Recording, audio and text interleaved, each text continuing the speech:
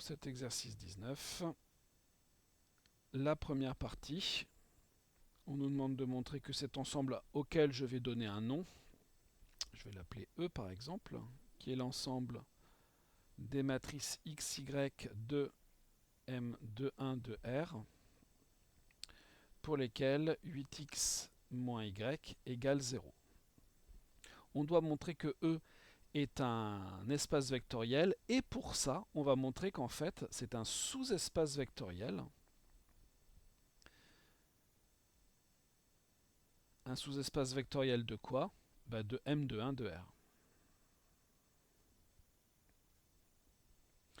Pour cela, bien sûr, E est inclus dans M21 de R de la façon dont E est construit. E, c'est une partie de cet ensemble-là, donc ça ne nous pose aucun problème. Ce qui sera le cas la plupart du temps pour montrer qu'on a une inclusion, la plupart du temps, ça sera dans la définition même de l'ensemble en question. Ensuite, la matrice 0, 0, la matrice nulle de M21 de R, elle est bien dans cet ensemble E, puisque 8 fois 0 moins 0, ça fait 0. Donc on a bien une partie non vide. Et ensuite, comme on l'a déjà fait un certain nombre de fois, je me donne un réel lambda, je me donne un vecteur U, que je vais appeler x1, y1 dans E, V, que je vais noter x2, y2 dans E aussi, et on va s'intéresser à lambda U plus V. Lambda U plus V, ça sera donc lambda x1 plus x2, lambda y1 plus y2, et je vais calculer 8 fois le premier coefficient, moins une fois le deuxième. Et comme on l'a fait ce matin, je vais regrouper tout ce qui est en x1, y1, tout ce qui est en x2, y2. Donc on aura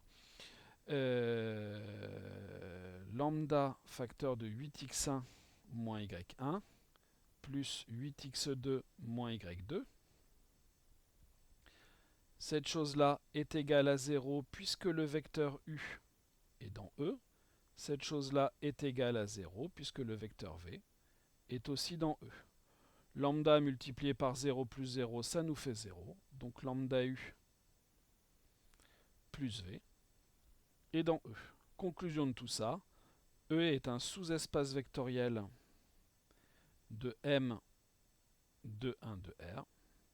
Donc comme c'est un sous-espace vectoriel de quelque chose, c'est lui-même un espace vectoriel. Donc E est un espace vectoriel.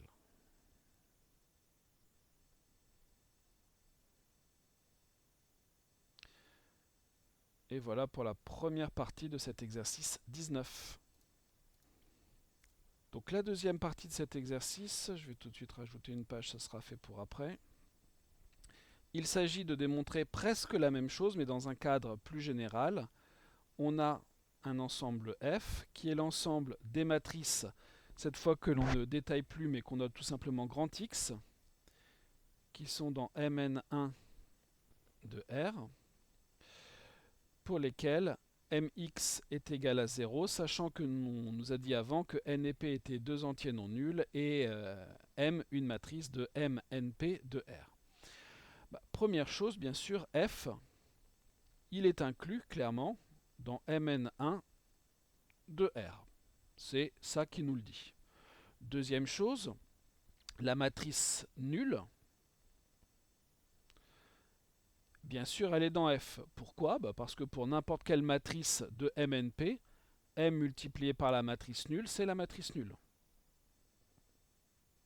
M multiplié par cette matrice nulle de Mn1 de R, c'est la matrice nulle de Mn1 de R. Pas de problème là-dessus. Donc on a un ensemble non vide qui contient le vecteur nul, ça tombe bien, et qui est inclus dans Mn1 de R. Juste un petit rappel sur les matrices. Je vous rappelle que quand vous multipliez la matrice nulle par une autre matrice, eh bien on obtient en résultat la matrice nulle, mais vous pouvez obtenir la matrice nulle en résultat sans que aucune des deux matrices du produit initial ne soit elle-même nulle. Ça marche dans un sens, mais pas dans l'autre. Maintenant, il nous faut regarder la stabilité par combinaison linéaire. Toujours pareil, je me donne un réel lambda, je me donne une première matrice dans F, une deuxième matrice dans F. Contrairement à ce qu'on a fait au-dessus, je ne détaille pas x1, y1 et ainsi de suite. Ça serait relativement compliqué. On va s'intéresser à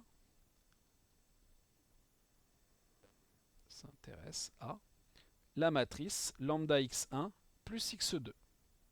Et il faut qu'on démontre que cette matrice, quand je la multiplie par la matrice M, eh bien, on obtient la matrice nulle. C'est-à-dire qu'on va calculer M multiplié par, donc au sens de la multiplication des matrices, par cette matrice lambda x1 plus x2. J'utilise la distributivité, la linéarité du produit matriciel, et ça va me donner lambda m x1 plus m x2. Or, comme x1 est dans F, ce produit-là, c'est la matrice nulle. De même, ce produit-là, c'est la matrice nulle. Et lambda multiplié par la matrice nulle plus la matrice nulle, c'est la matrice nulle. Remarquez que je la note 0, mais je pourrais mettre à chaque fois 0 n,1, ça alourdit juste la notation. Qu'est-ce qu'on vient de démontrer? On vient de démontrer que m multiplié par cette matrice lambda x1 plus lambda x2 est la matrice nulle. Donc, lambda x1 plus x2 est dans F. Par conséquent, F est un sous-espace vectoriel de m n1 de R, et donc F est lui-même un espace vectoriel. On a simplement utilisé les propriétés du produit de matrice.